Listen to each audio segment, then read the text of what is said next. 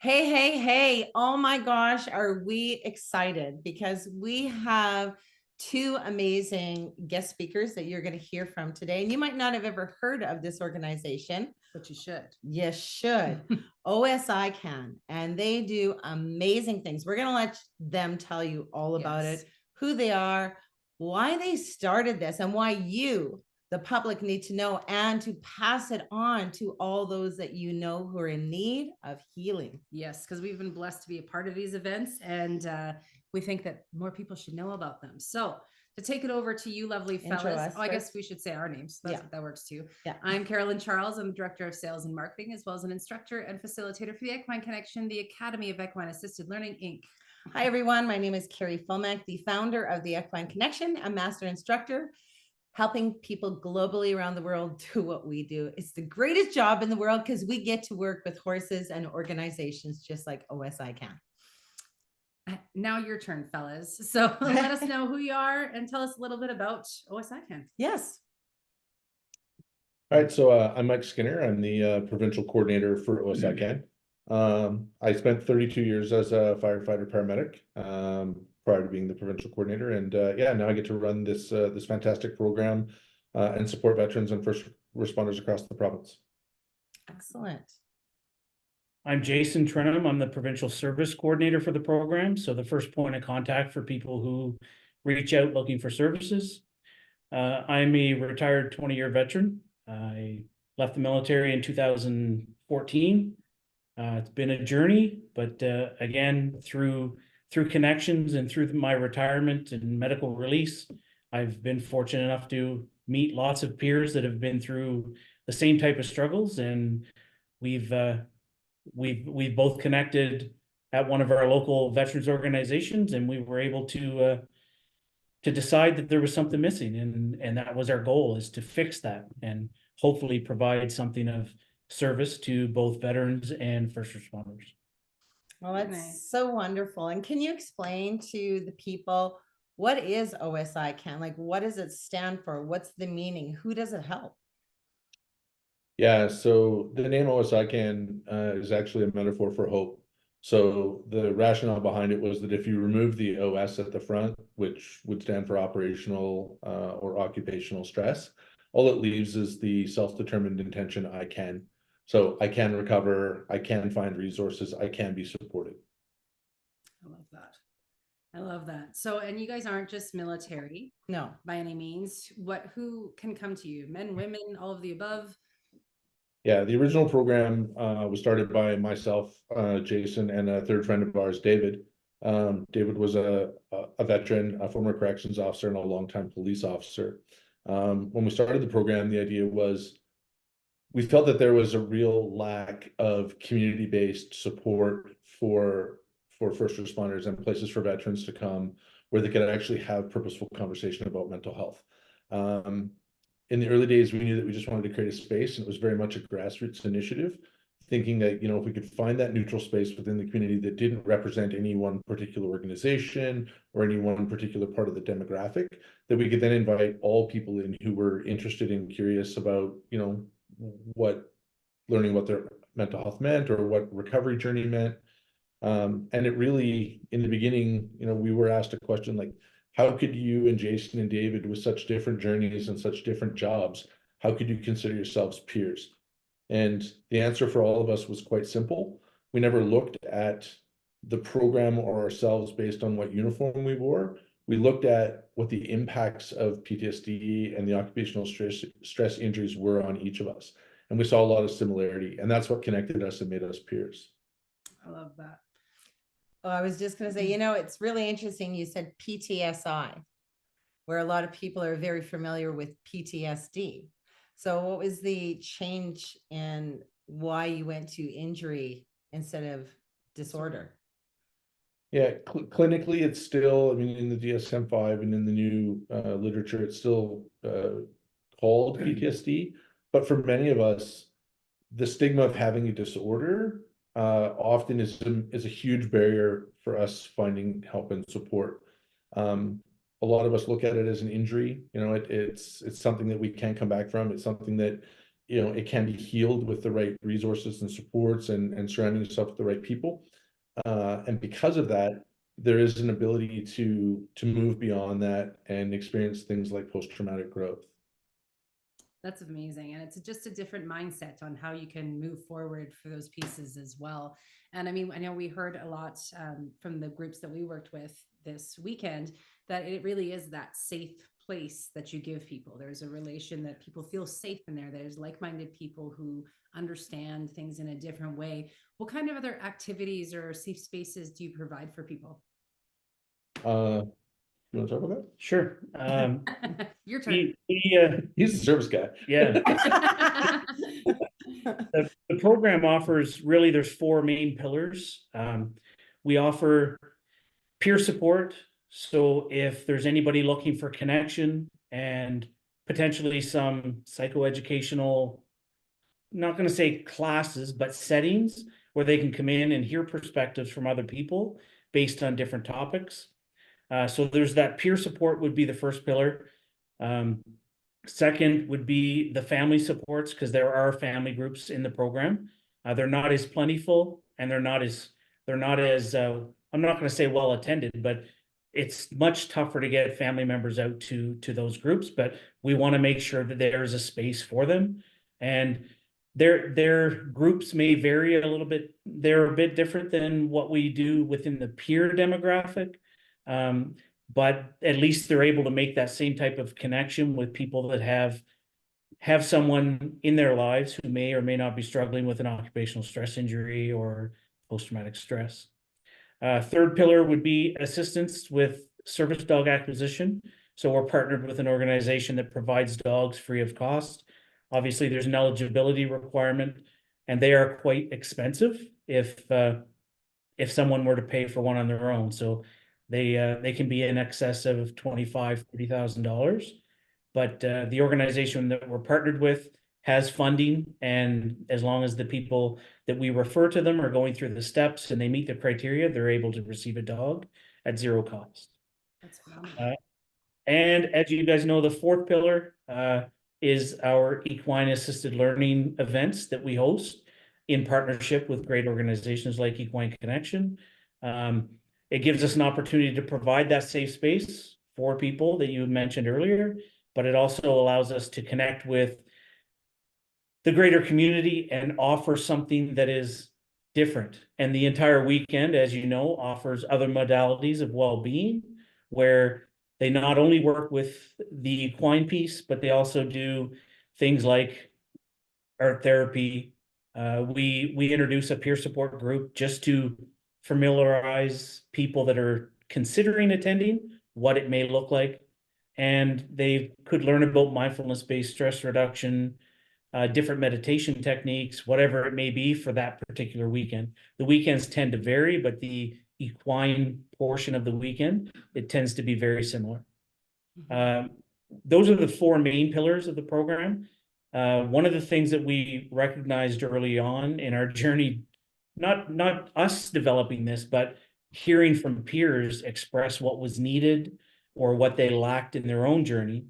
One of the things that we realized was resource provision was scarce for people, and even more so for those that were not in a healthy mindset. So Mike and I had some discussion with Canadian Mental Health, who is our parent organization, and we are a program of, and we wanted to develop something for the peers who wanted to reach out, and we can connect them with resources within their community that would benefit them, or they may not even know that exists in their community, right? Because like I said a minute ago, the mindset is key. And if you're not in a healthy enough mindset to find certain resources, that was one of the things that we identified from peers in the program, because by no means is it just Mike and I building this on our own. It's suggestions, recommendations, things pointed out by peers that have attended that, hey, how about we try to provide this, or can we provide that?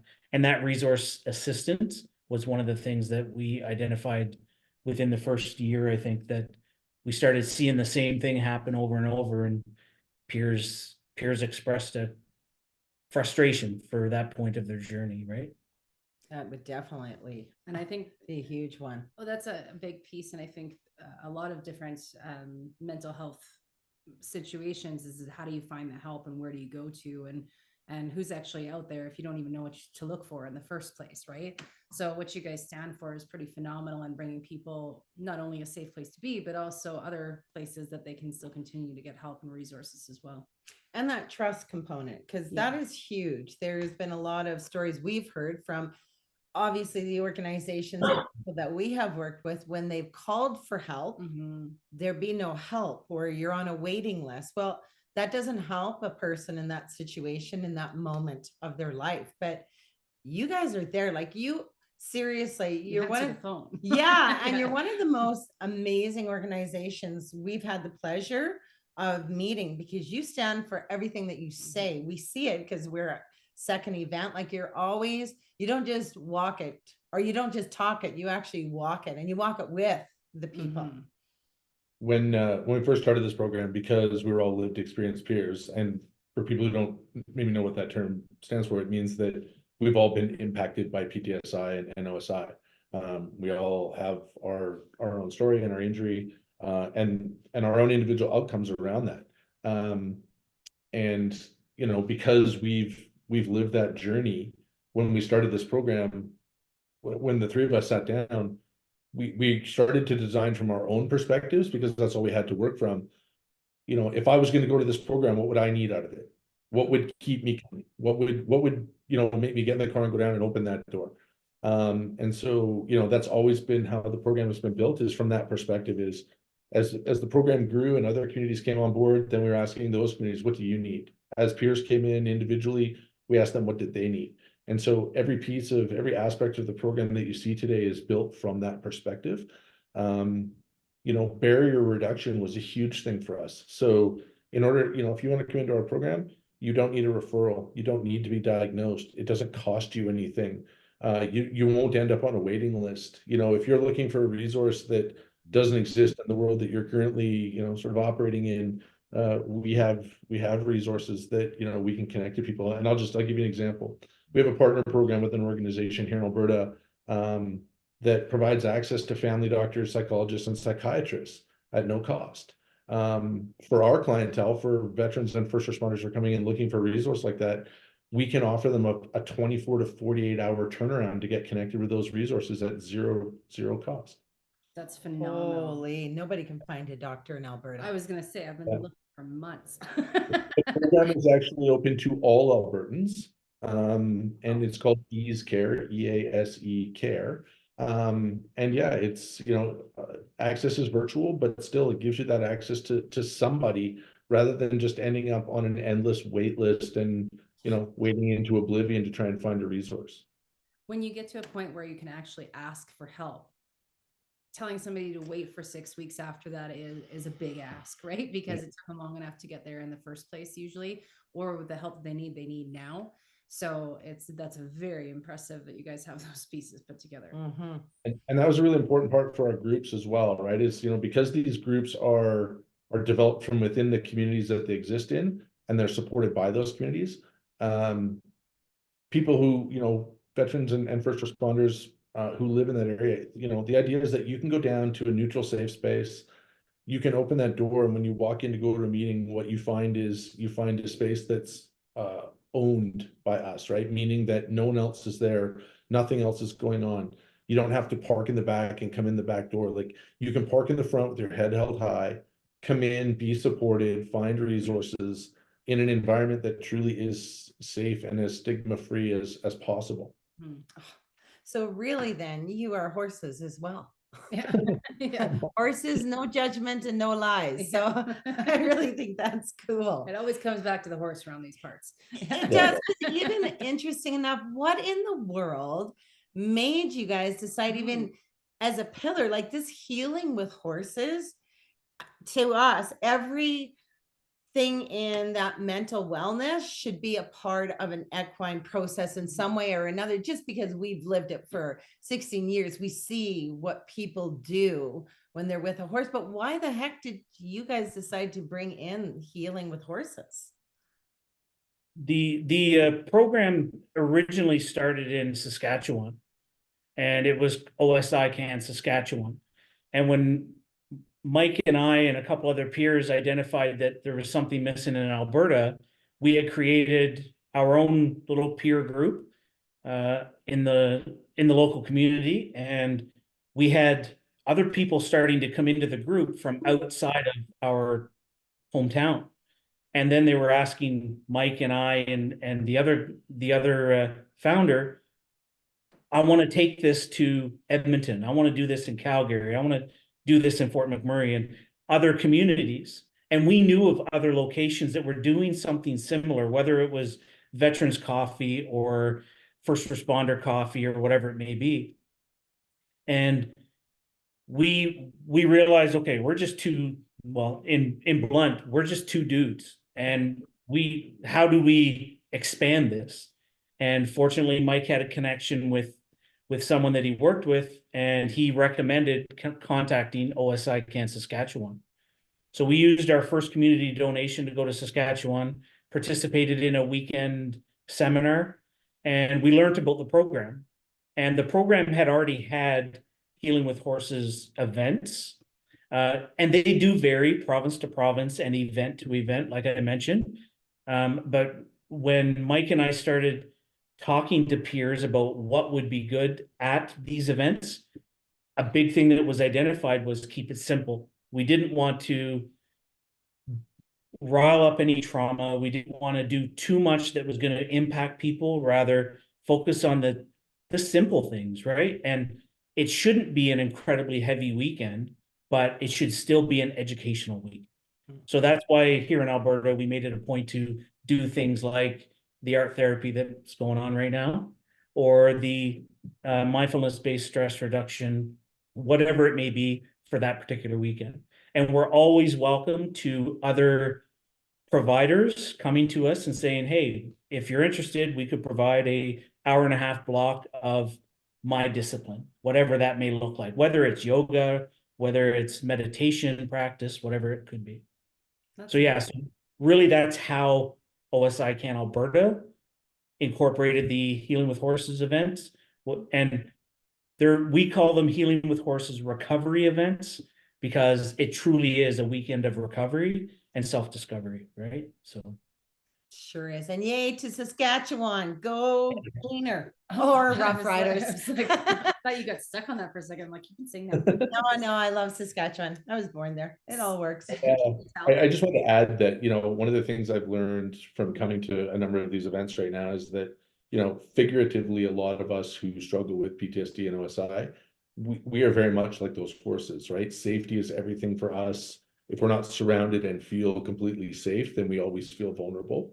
And that, that gets to a point where it erodes confidence. It creates some really unwanted symptoms. And much like the horses, we become so, stigmatized, whether that's self-stigmatization, or, from within or around, much like those horses, like we can't be led, right? So a lot of us become very anti-clinician, anti-medication. And unfortunately, we don't look after ourselves, right? Until someone comes along or something comes along that helps that and helps, walks journeys beside us and helps us to, to be guided. So that's what the program is it's meant, as coordinators, people who facilitate in the program, their role really is to journey beside people and support them and empower them to seek out their own recovery journey and to be successful in it. That's amazing. And it's so amazing too. Again, working with the horses, we know that's the number one thing they need to feel is safe. And it's so powerful that you have no horse experience. Maybe you even have a fear of horses, or you just never even thought of working with horses in any kind of a recovery. But as the majority or people are, they're not horse people. So they do come with a lot of those fears, those anxieties. Am I going to be safe? And then they start working with these magnificent creatures who get us to a calm place, and we can actually think, and it's not so heavy. Like it's so powerful, but I don't think people truly understand how the two can mesh together to be able to actually help yourself, to be able to even just take that one little baby step. I mean, even think this weekend, the first day is always like, oh my gosh, like, how is this? I don't know. Like, there's more Big panic, horse. Yeah. big right? horse. And then you get to the second day and they're the confidence and they're just moving in and they're patting the horses all over. And it's like they've been with horses for all of their life. Like, and that experiential learning is so powerful, not just sitting in a classroom. You literally are doing the steps, the things that just me, myself, and I need in that piece and moving forward. So it's, I don't know, it's just so profound when you go from a day one to even a day two. And even that application of safety, right? Like you have to be able to keep yourself in the moment and safe when you're working with large animals like horses. And we have a respect for horses because they're huge that way, right? But it is that internal piece that starts kind of knocking at our door saying, I do deserve to keep myself safe. I will keep myself safe, whether it's setting a boundary or whatever else needs to happen with the horses, but still translates over to how we can apply that to life as well. Yeah, we always, when we first started, when we brought the Healing with Horses program back here to Alberta, it was meant to be used as a tool to introduce people to what we did. Sometimes, asking people to go to a peer support group is too overwhelming. It's maybe not their flavor. A lot of the resources we have, some of them can be clinical, right? And people, again, they're not apt to just dive right in. So when we brought Healing with Horses, the idea was that we would create an environment where we could come out, we could learn something, and we could introduce people to these different modalities in a gentler environment, if you will. And you guys have seen it as well. Like we saw it again this weekend. Strangers coming together who've never been part of the program, who've never met, who sit in that room and after 2 days become the best of friends. They're now trusting. You're seeing all of these things come out and it just happens organically. And it's amazing to watch every time. It's true. I so agree. We have had people who've participated and they've told us if it wasn't for me attending that event, I wouldn't be here. Oh, well, that just put that's so beautiful. Oh my goodness, but so that. true. Yeah, I love that. And thank goodness. And when they find true healing in attending an event weekend, it makes it all worth it. So yeah. Oh, absolutely. So how can people find you? Because I know you're going to answer the phone. You literally are going to talk to human beings. So how do people get a hold of you? How do they get in touch with you? How do they help? Yeah. Yeah, I mean, the best way is, everything is available on our website at www.osican.ca. And yeah, you can go in there. There's information about all of our different programs. Really, I mean, if you're a lived experience peer and you're looking for those resources, by all means. If you are a lived experience peer who is experiencing, post-traumatic growth and you feel like you want to provide service and give back, we're always looking for facilitators within our groups, people to assist with, programs like the HHR this weekend.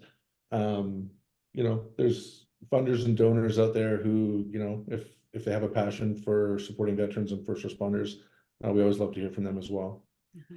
And even I think just sharing it out, letting more people know that this is out there. If you know of people, or even in any service or anything like that, let other people know that this exists because you do important work and more people should know.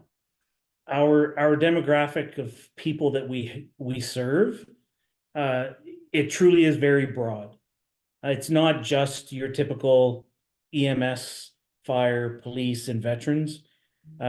We work with a lot of community workers, social workers, people who are dealing frontline, and nurses, even doctors.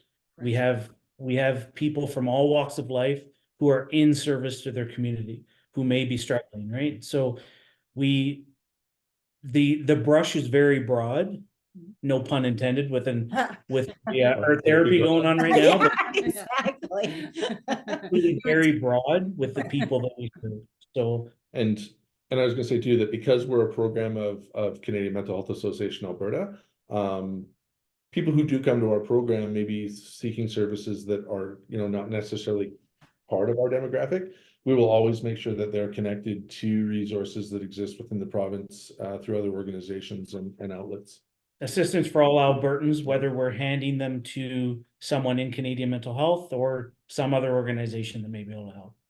That is even that resource alone, like that. And I don't have PTSI, but it takes a lot of pressure off of me knowing I can just find you guys and you guys know where everything is versus, having to struggle to find what it is you're looking for. Cause sometimes you know what it is, but it never comes up in Google that that's what you meant it to be, where you guys would know all aspects of what it is that we're needing to look for. Or you don't know what it is. You just know you need something. Yeah, right? exactly. But wow, it's just And as you said, like that's probably one of the biggest barriers to seeking help, right? Is not being able to articulate where you're at or what you need, not being able to quickly access that and find it. And then it shuts people down and they just they stop looking.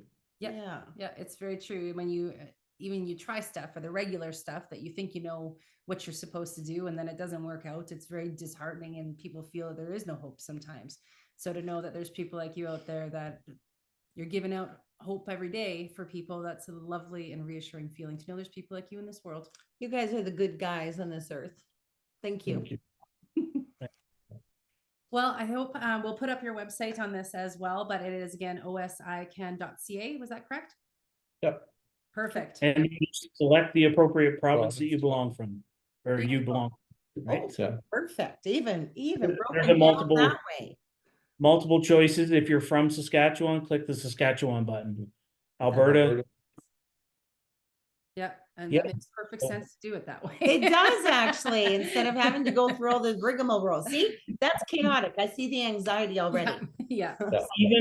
Even if people are looking for resources and they do contact us and we don't have immediate access to them or connection to them, it's just a matter of me taking a name and phone number and I call them back after I found that resource to allow them not to have to worry about it and possibly needing to try and find it in a poor mental health state, right? So, because we know we lived it, we know it's not easy, and that, which is what led to that provision in the program, right? Beautiful. Well, we are very, very grateful for people like you in this world, and that we get to be a part of it as well. So thank you so much for chatting with us for a little bit. And for any of you listening or watching in, please do share this out. We want to make sure lots of people know of these beautiful resources that are out there and these beautiful men that sit right here who choose to help other people. Thank you so much. I've been called a lot of things and beautiful is not one of them. So we appreciate it though. Thank you. We're all beautiful on the inside, remember? Okay. That's right. Handsome, I should have said. Handsome. Okay. Thanks so much, guys. We really appreciate it. Thank you. Thanks a lot. Bye. Yeah, bye-bye.